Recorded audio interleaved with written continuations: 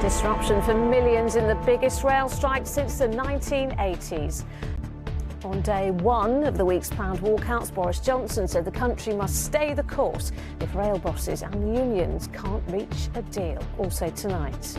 The Evening News with Lucrezia Millarini. Good evening. Train stations were deserted across Britain today as the biggest rail strike in 30 years began to bite. Only 1 in 5 trains ran and half of all lines were closed, and this is just the start. 2 other walkouts are planned on Thursday and Saturday. The RMT union, which organised the strike, said it will win the row over pay and jobs. Well, the government, though, is still refusing to join talks. Well, for passengers having to commute to work today, the strike meant finding alternative ways to get in and added costs and much longer journey times. For many businesses, it meant another hit on profits, and some students had to go the extra mile to get in for exams. Our social affairs correspondent, Sarah Corker, is in York for us this evening. Sarah, what's the impact been there? Well, London wasn't just having to deal with no rail services. There was a city-wide strike on the Underground too. It forced many commuters onto buses, bikes, into cars and taxis, and even onto the River Thames. Here's Rebecca Barry on how the capital coped. Well, let's get the latest picture across the country. Well, our Deputy Political Editor, Anushka Astana, is in Westminster for us this evening. And Anushka, the rail bosses, the unions seem no closer to any kind of deal. What hope is there of them reaching some kind of agreement? Well, I think there is. Well, there is plenty more to come on the ITV Evening News, including we'll have all the details of that announcement after the break.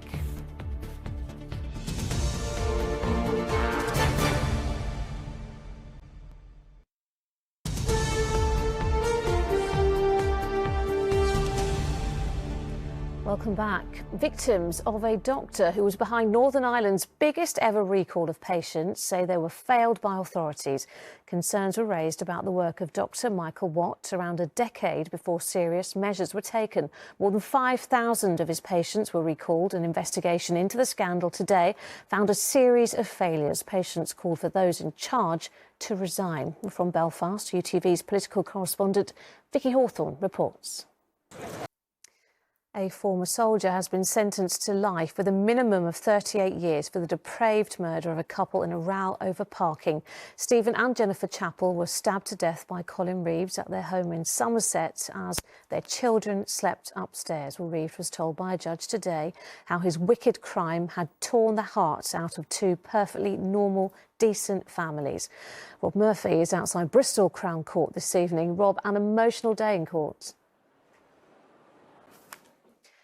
Police have arrested 5 teenagers on suspicion of murder after a man died following suspected assault in North Tyneside.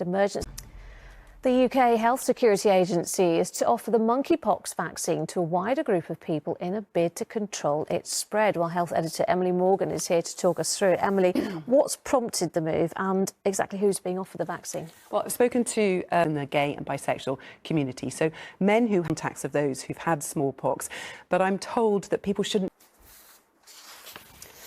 Transgender players have been banned from Women's International Rugby League, the latest sport to act. Rugby League's governing body says it will carry out further research into the issue. It follows swimming's world governing body, FINA, voting to ban athletes who have gone through male puberty from racing in women's events. Geraint Vincent reports.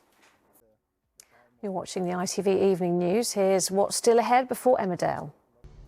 But first, more on today's rail strike and the impact it's having across the country. With little or no trains in service, many turn to the road network instead, and few are better placed to keep an eye on what's happening than the RAC. The Motoring Organisation's control centre is situated alongside the M6 in Walsall. On an average day, it receives thousands of calls for assistance. Well, our correspondent Rupert Evelyn is inside the nerve centre for us tonight. So, Rupert, what's it been like on the roads? Let's get an update on the strikes. Next tonight, a special frontline report from Ukraine on how its soldiers are coping with the grinding war of attrition. ITV News.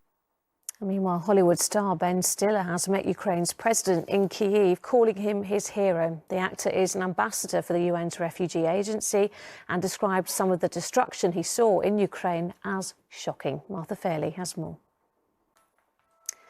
Well, Eurovision winners Kalisz Orchestra from Ukraine will be performing at this year's Glastonbury Festival. Wales football fans have been digesting the news that Ryan Giggs has resigned as manager of the national side. He stood down last night ahead of his court case on charges of domestic violence. The 48-year-old former Man United star said he didn't want to destabilise or jeopardise their World Cup campaign. Our Wales correspondent Rhys Williams is in Cardiff tonight. Rhys, how have the fans reacted? Well, Staying with football, and England's women are gearing up for next month's Euros, hoping to make home advantage count. The tournament takes place at stadiums across England, with the opening match on the 6th of July and the final at Wembley on the 31st of July. Well, Ellie Pitt spoke to some of the current stars and also saw how they're inspiring the next generation. Well, after the break, from football to tennis. Well, Alex and I will be back for all of that in just a moment. Don't go away.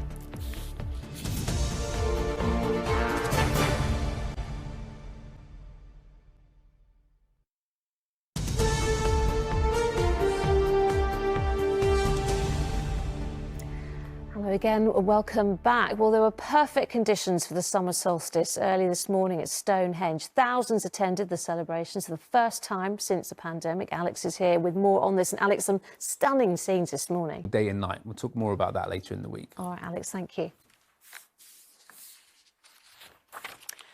And finally, tennis superstar Serena Williams is back in action tonight, making her comeback at the Eastbourne International. The 23-time Grand Slam champion stunned everyone by announcing her return just last week. And she has a wildcard entry for this year's Wimbledon after she left the tournament last year in tears with an injury. Well, here's Sejal Carrier on Serena's amazing return. Well, she really is a superstar. That is it for now. Julie is here with news at 10, but from me and everyone on the evening news team, bye-bye.